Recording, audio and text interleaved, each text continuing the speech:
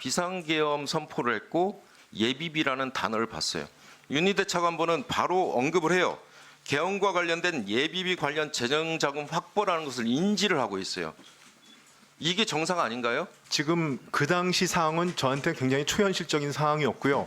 저는 그 내용을 몰랐습니다. 그냥 그 당시에는 저는 어차피 계엄에 반대를 했고 외환시장이 열려 있었습니다. 제가 받은 자료, 참고하라고 준 자료에 대해서 자, 관심도 네, 없고 알겠습니다. 열어볼 생각도 없었습니다. 네. 그래서 당시에 헌법 절차가 진행이 돼야 된다라는 생각으로 일단은 여야 합의가 확인된 두 분에 대해서 제가 임명을 한 것입니다. 국무위원들께서 협의를 안 했다는 게 강력히 반발하셨고 협의를 안 알겠습니다. 하시면 일부는 사의까지 표명한다는 말씀이 계셨어요. 그러다 예. 보니까 국무회의 자체도 저는 헌법기관이라고 생각합니다. 그래서 헌법기관의 작동을 위해서 국무위원들과 같이 논의를 했다 이렇게 말씀을 드립니다. 예, 이동학 최고위원님, 지금 첫 번째로 최상목 부총리가 비상계엄 선포 직전에 국무회의에서 당시 윤석열 대통령으로부터 받은 계엄 예비비 관련 쪽지 이걸 두고 민주당은 비상계엄 가담 행위다. 또 이에 대해서 최상목 부총리는 당시 계엄에 분명히 반대했다. 쪽지 내용도 국무회의가 끝난 후에 내용을 약간 봤을 뿐이다. 기존 입장과 같았습니다. 아마 국회에서 그것이 제어되지 못했다라고 한다면 그대로 아마 이 계엄 상태가 연장이 됐을 것이고 그 안에서의 이 부총리의 활약이 있었을 겁니다. 그렇기 때문에 단순히 자신의 어떤 반대 의견 표명만으로 이런 것을 넘어갈 수 있다라고 생각하지 않고요.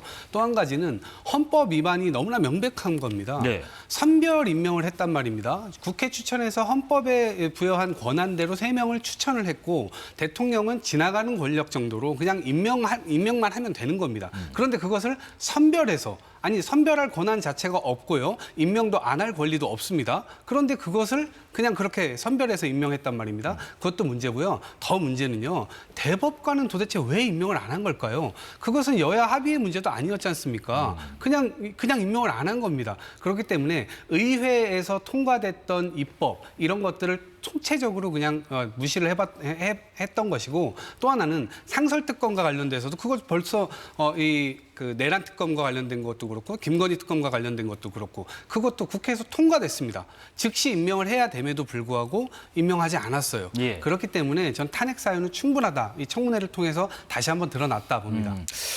김용태 의원님 같이 말씀해 주셔서 덧붙여서 여쭤볼게요. 앞선 질문하고 그다음에 이제 마은혁 헌법재판관 후보자 임명을 하지 않은 것 여기에 대해서 이 정계선 조한창 헌법재판관 임명에 국무위원들의 반발이 거셌고 일부 사의도 표명했다. 이게 정당한 사유가 되는가 어떻게 생각하세요? 안 되죠. 네. 그러니까 그것이 헌법재판관을 임명하지 않은 것이 위헌이라고 헌법재판소가 이미 판결했지만 그럼에도 불구하고 탄핵이 이를 정도가 아니다라고 이미 판결이 있었습니다. 또다시 민주당이 탄핵 청문회를 열고 탄핵을 발의하겠다라는 것은 사실상 최상목 부총리 망신 주기 하겠다. 그리고 앞으로 있을 조기 대선에 대해서 여론전 하겠다. 이 정도로 이해가 됐습니다. 무슨 말씀이냐면 그동안 계엄 이후에 있었던 탄핵안을 민주당이 발의했을 때마다 탄핵 청문회가 없었습니다. 네. 본인들이 그냥 마음껏 힘으로 밀어붙였거든요. 근데 이번에는 대통령이 탄핵 직후에 탄핵되기 이전에 이 최상목 부총리에 대해서 민주당이 탄핵하겠다고 여러 차례 협박을 했었습니다. 그러고 나서 대통령이 탄핵됐고 또다시 최상목 부총리를 그대로 본회의 통과시키면 역풍이 불까 봐 본회의에서 법사위로 회부하고 탄핵 청문회를 열겠다라는 이른바 저는 시간 끌기를 하는 것 같다라고 생각이 드는데 예. 사실상 지금 민주당이 주장하는 탄핵 근거들이 바뀐 게 아무것도 없습니다. 그러니까 헌법재판관 임명하지 않은 것, 또 그 민주당 표현에 의하면 계엄에 가담한 거 아니냐. 이런 것들이 이미 우리가 다 알고 있었던 내용인데 탄핵 청문회에서 무엇을 밝히고자 하는지 저는 잘 모르겠습니다. 그러니까 네네. 이른바 망신 주기 위한 청문회이다 이렇게 생각이 듭니다. 그런데 오늘 최상목 부총리가 비상계엄 사태 나흘 뒤에 휴대전화를 교체한 사실이 오늘 청문회에서 알려졌는데 이게 처음에는 교체한 적 없다고 했다가 다시 또 교체한 것이 맞다. 정정하면서 좀 소란이 있었네요, 이동학 의원님. 그러니까 그것도 스스로 이야기한 것이 아니고요. 예. 정청래 위원장이 기회를 준 겁니다.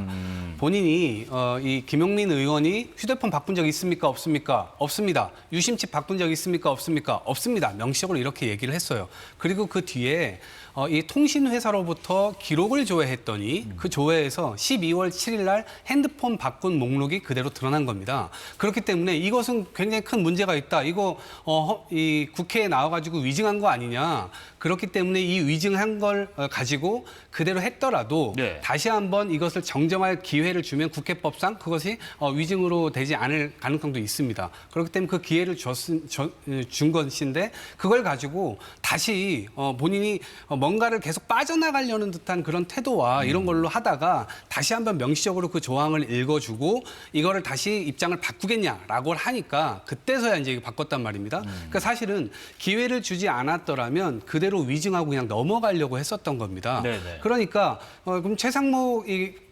경제부총리의 이야기를 어디서 어디까지 믿어야 되죠? 이미 신뢰가 박살이 난 상황입니다. 그러니까 당일날 대통령에게 로부터 뭔가를 쪽지를 받았다고 했는데 그 쪽지가 대통령으로부터 받은 게 아니라 다른 사람에게 받았기 때문에 안중에도 없었고 보지도 않았다라는 그 말을 우리가 믿어야 됩니까?